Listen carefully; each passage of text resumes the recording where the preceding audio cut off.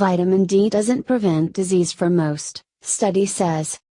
Vitamin D supplements do not help prevent disease for the majority of people, according to a new study published Wednesday in the British Medical Journal.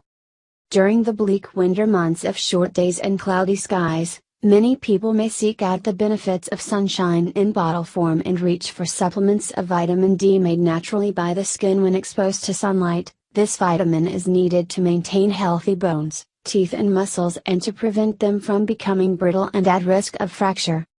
But a review of evidence from clinical trials on the impact of supplements has found that attempting to get vitamin D through supplements is not so beneficial. Best new ways to avoid the cold and flu.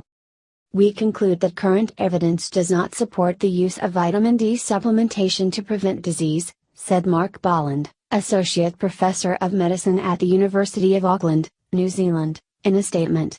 Bolland led the research with Alison Avenell, a clinical chair in health sciences research at the University of Aberdeen. According to the team, clinical trials have failed to show that supplementation reduces the risk posed by falls and fractures to bones and muscles. But they recognize that it may be beneficial in people who are at high risk, such as those in nursing homes and darker-skinned people living in colder climates. To those at risk, researchers do recommend supplements during autumn and winter but also suggest getting advice on how best to get vitamin D naturally. Vitamin D will protect people who are at high risk, Avenell said. Natural sources. In spring and summer in the far regions of the northern and southern hemispheres, such as the northern US and New Zealand, people tend to produce enough vitamin D through sunlight on their skin and foods in their diet. The vitamin helps the body absorb calcium to promote bone growth.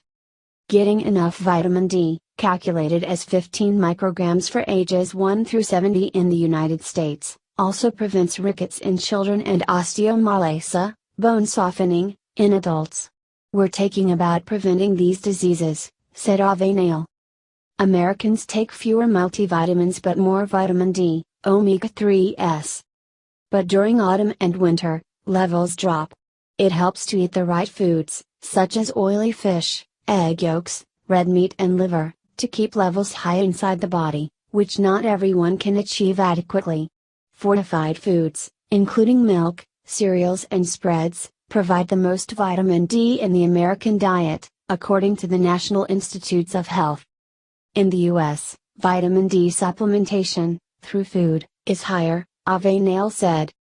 In countries like the UK, however, foods are not fortified as often, and supplements are therefore recommended. Until recently, recommendations were mainly to people at high risk of rickets and osteomalacia, but this summer, Public Health England advised that everyone take the equivalent of 10 micrograms per day. That's a big change, Avenell said. We don't think the evidence supports the necessity for that during winter. In a separate article, also published Wednesday, Dr. Louis Levy, head of nutrition science at Public Health England, argued that the recommended dose is backed by the Scientific Advisory Committee on Nutrition, which also reviewed the evidence. When the days are darker and shorter and sun exposure is minimal, people should consider a daily 10 microgram vitamin D supplement, as it's difficult to get enough through diet alone, he said in a statement. But Avenell's research argues that the supplements make no difference. They're unlikely to do any harm, she said. But in the adult population, supplementing at the Public Health England levels does not prevent falls or fractures. Research was also inconclusive on other benefits claimed to be associated with vitamin D.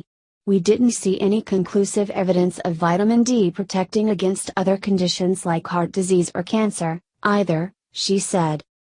An ongoing debate. The pros and cons of vitamin D have long been debated, but with this review questioning their benefit, except among those at high risk, many experts have pushed back in fear of the consequences if people stop taking them. From the plague to polio, 10 diseases you, wrongly, thought were gone.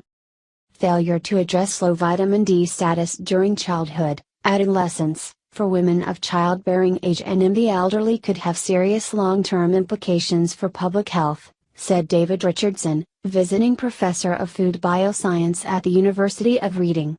Action is needed now in the face of growing evidence of a high prevalence of vitamin D insufficiency. Martin Hewison, professor of molecular endocrinology at the University of Birmingham, agreed.